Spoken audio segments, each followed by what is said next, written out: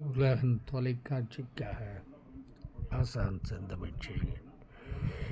சிலர் பெரியாரை போய் சித்தரோடு ஒப்பிடுகிறீர்களே என்று என்னை கேட்டார்கள்.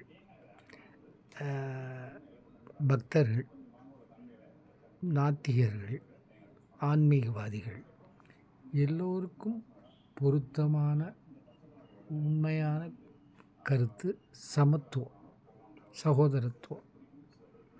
அதை அவர் கடைபிடித்தார். அது அனைவருக்கும் பிடித்திருக்கிறது. அதனால் அவரை அனைவரும் பிடித்து கொண்டு போற்றிக்கொண்டு வாழ்கிறார்கள். சித்தர்களுக்கு சில நேரங்களில் பித்தர்களைப் போலவே அவர்கள் மக்களுக்கு தென்படுவார். அவங்கள்ட்ட ஒரு உறுதியான கொள்கை இருக்கும், அதிலேருந்து ஒழுவ மாட்டாங்க.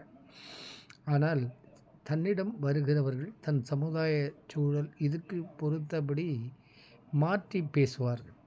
அந்த சமூகத்தை மாற்றுவதற்கு அதற்கு தான் பெரியார் பயன்பட்டார் என்பதனால்தான் பல ஆன்மீகவாதிகள், பல அரசியல்வாதிகள், பல முற்போக்காளர்கள், பக்தி உடையவர்கள் எல்லாரும் அவரை போற்றுவதற்கு காரணம். அப்படி போற்றப்படுபவர்கள் சித்தர்களாக இருப்பார்கள்.